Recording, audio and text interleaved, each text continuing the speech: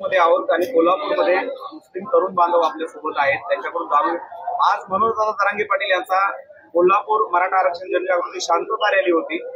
या रॅलीबद्दल तुम्हाला काय वाटतं, मनोजदादांबद्दल काय वाटतं, कसं स्वागत केलंय मुस्लिम समाजाने कोल्हापूरमध्ये मनोजदादा जरांगे पाटील यांचं? मनोजदादा जरांगे पाटील आज आपल्या करवीर नगरीमध्ये आलेले आहेत। मराठा समाजानं त्यांचं स्वागत केलेलंच आहे, त्याच पद्धतीनं मुस्लिम समाज सुद्धा त्यांच्या स्वागतासाठी कुठेही कमी पडलेला नाही आहे। मनोजदादा जरांगे पाटील हे नाव महाराष्ट्रातील प्रत्येक थोरा मोठ्यांना, लहान बाळांना सुद्धा हे परिचित आहे। सर्वसामान्य कुटुंबातून एक माणूस फक्त समाजासाठी, समाजाच्या हितासाठी हे कार्य करतो आणि एवढा मोठा समाज त्याच्या मागे उभा राहतो। त्याचप्रमाणे त्यांनी छत्रपती शिवाजी महाराजांनी ज्या पद्धतीनं 18 पगड जातींना सोबत घेऊन जे स्वराज्य स्थापन केलेलं, त्यांच्या विचारांचा हा खरा पाईक, खरा मावळा म्हणावा लागेल। कारण की सर्व जाती धर्मियांना सोबत घेऊन मनोजदादा जरांगे पाटील या ठिकाणी आपल्या सोबत लढा देत आहेत। आम्ही सर्व मुस्लिम समाज, कोल्हापूरचा समस्त त्यांच्या पाठीशी ठामपणे उभे आहोत, त्यांना कुठे आम्ही कमी पडणार नाही।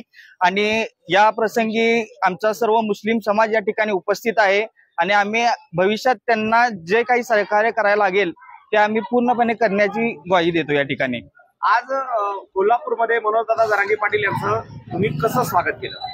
आम्ही या ठिकाणी त्यांचं शाल व श्रीफळ देऊन, तसेच पुष्पगुच्छ देऊन या ठिकाणी आम्ही त्यांचं स्वागत केलेलं आहे। कोल्हापूरचा महापुराचा प्रश्न आहे, त्याच्यावर देखील बोललेले दादा, त्यामुळे निश्चितपणे हा मुद्दा कोल्हापूरकरांना भावला असेल, त्याच्याकडे कसं बघतात? हो, नक्कीच हा मुद्दा भावलेला आहे। कोल्हापूरच्या पुराचा प्रश्न असेल किंवा कोणत्याही प्रकारचा प्रश्न असू दे, त्यांनी प्रत्येक वेळेस आवाज उठवलेला आहे। मनोजदादा जरांगे पाटील यांनी मुस्लिम आरक्षणाचा देखील मुद्दा उचललेला आहे आणि मराठा आरक्षणाचा मुद्दा मार्गी लागल्यानंतर मी मुस्लिम समाज, धनगर समाजाचा आरक्षणाचा प्रश्न देखील मार्गी लावणार आहे। बीड मध्ये मुस्लिम समाजाच्या कुणबी नोंदी आणून आल्या, माजी आमदार पाशा पटेल यांची स्वतःची कुणबी नोंद आणून आले। बागवान समाज मुस्लिम समाजामध्ये तो ऑलरेडी ओबीसी मध्ये आहे। तर ज्या मुस्लिम बांधवांच्या कुणबी नोंदी सापडल्या त्यांच्या सगळ्या सोयऱ्यांना देखील आरक्षण दिलं पाहिजे अशी भूमिका मांडलेली आहे। एकूणच कसं बघता या सगळ्या मुद्द्याकडे? मनोजदादा जरांगे, जसं मी आपल्याला सुरुवातीला म्हटलं की त्यांनी छत्रपती शिवाजी महाराजांचा खरा पाईक जो म्हणतात त्या पद्धतीने त्यांनी या मागण्या सर्व केलेल्या आहेत। फक्त एका विशिष्ट समाजासाठी आरक्षणाची मागणी न करता सर्व समाजांना, सर्व जातींना सोबत घेऊन त्यांनी या प्रत्येक धर्मियांच्या आरक्षणासाठी आवाज उठवलेला आहे।